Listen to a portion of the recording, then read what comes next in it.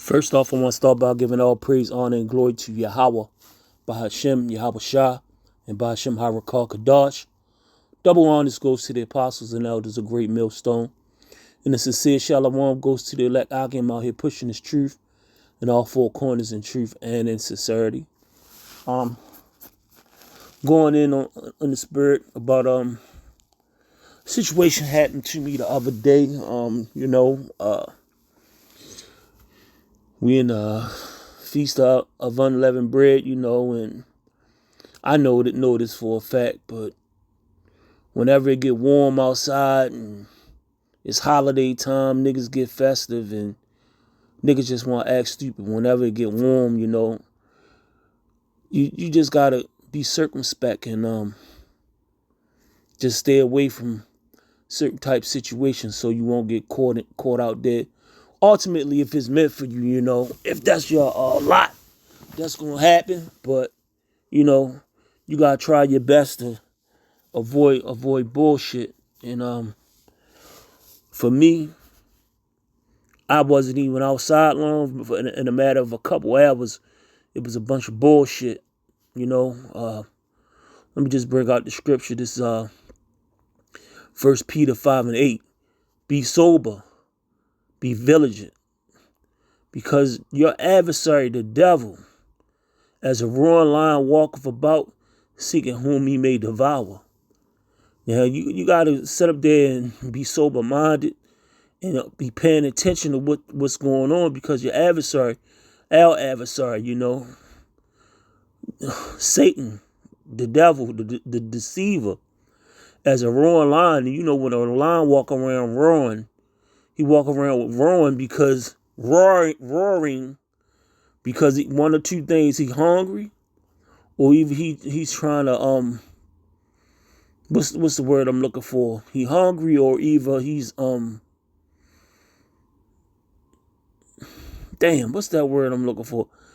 He trying to mark his territory, things like that, seeking whom he may devour. You gotta pay attention to what's going on out here. And, like I said, I was only outside for a little bit of time, just sitting on my off front, just getting some air. Man, my brother and my cousin, my aunt, daughter, she was out there. To make a long story short, it's gonna be a short testimony.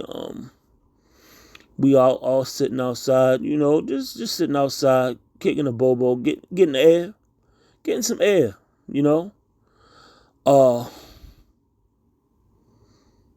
My aunt has a guy that she called her son, not her son, but he a nigga in the world. He staying with her. We sitting on the front. A car pulls up, tinted windows, being sober and vigilant. I'm sitting up there looking to see what's going on. I don't know the car or nothing like that. Young lady gets out the car and asks me, have I seen the guy? I tell her, I just came outside. Well, actually, I just pulled up. I don't know why she would just single me out to ask me. I told her I just pulled up, and I don't know if he's in there, which I didn't. So she goes back to the car. A couple minutes later, the young lady that was driving the vehicle, she comes out and asks me the same thing. My son, and on the course of her asking me that, my son, he comes from from the alley to go in the house to use the bathroom. The young lady said she's gonna go in and see if he in there because he checking. We don't know this young lady. She was just gonna walk in the house. Her and my cousin who resides there, that's her mother house. They get to having words. There's a guy on a girl phone on a FaceTime tip. He talking about she aggressive and all that. Just a whole bunch of bull crap going on. Just to speed it up, they kept on mouthing back and forth.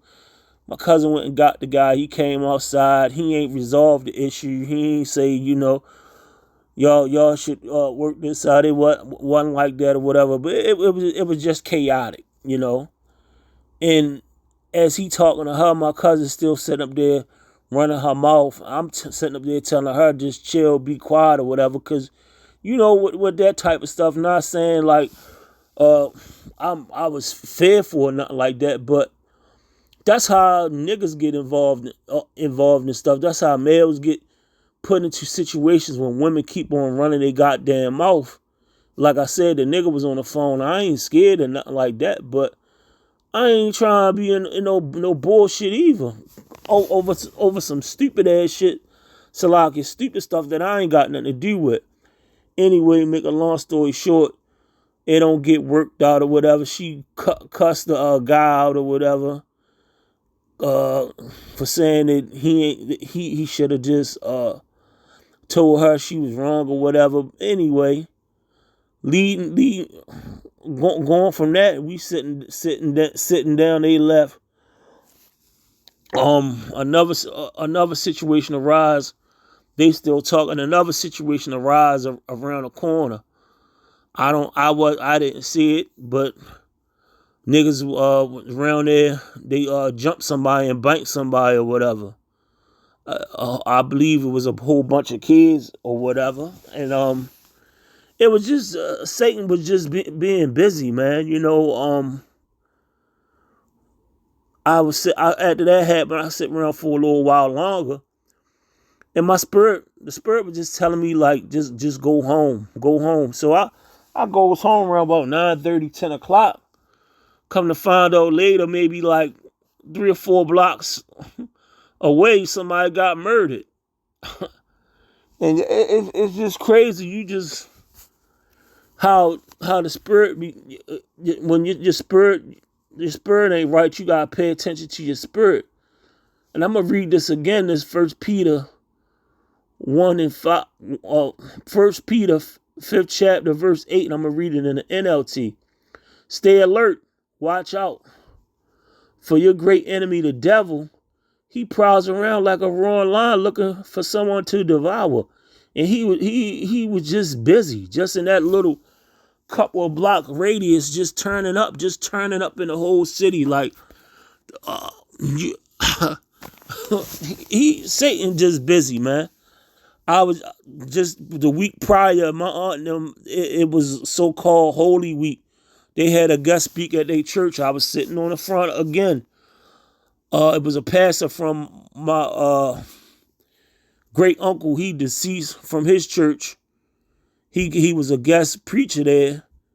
Come to find out, he was just there not this Sunday, Easter Sunday, but Palm Sunday, and he got shot outside his house.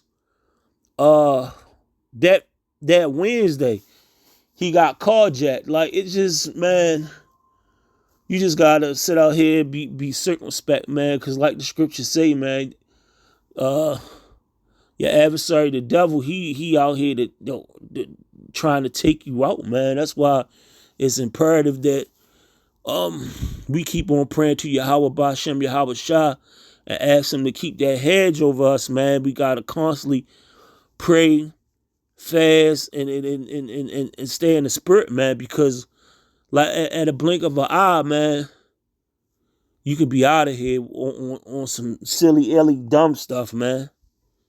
We all prophecy already unfolding. We gotta worry about World War II, and we gotta worry about the regular war that we fighting every day, man. The war we fighting in our neighborhoods, the war we fighting in our mind, man. Like I was listening to the brother Kazak, I believe that's his name, from the Mississippi camp.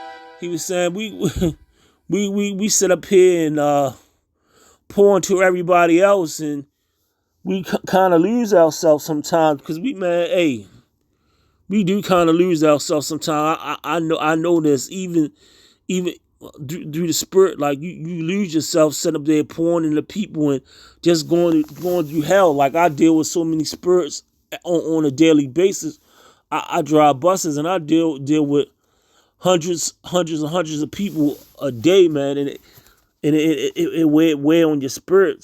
So I know that I need to be doing something better, asking the Lord to give me more strength and to endure, to keep on pushing, to just to overcome a lot of this bullshit. Because hey, I ain't gonna lie to you. The truth, being in this truth, like when I came in this thing, the brother Karasapa asked me, he said, you ready to come into this thing? I was like, yeah. He said, well, you gonna be tested when you come in this thing, and damn, if it's all kind of tests, man. Hey, it's all kind of tests in this thing. Tests you ain't never think you was going to see before, but it's all about enduring and having the faith to endure, and just having keep praising Yahweh Bashem, Yahweh Shah, man. This thing ain't easy, but Lord willing, the spirit gonna be on me till this thing is over. To the Lord take me back to the spirit world to continue on doing this thing, man. Hey, I just want to say the water Yahweh Bashem, Yahweh Shah, for all that He do, and for everything He do and protect me that I know about, and what I don't know about, man. Because hey, I'm not gonna lie. Some days are better than others. It get hard. It get hard. It get hard for me. But just to know that day, that Saturday, that the Lord was dealing with me, and He had the Spirit on me to basically block that bullshit. And that stuff. That's a faith builder. That's a faith builder, because it all could have went different kind of ways. But hey, I don't know where I'm going with this or whatever. But hopefully this could be like an inspiration for brothers or whatnot. And man, we got to keep on fighting. We got to keep on fighting, and we got to hearken to the word of the Lord and pay attention to the Spirit. But I'm gonna end it on that note. Hopefully this was edifying. Shalom.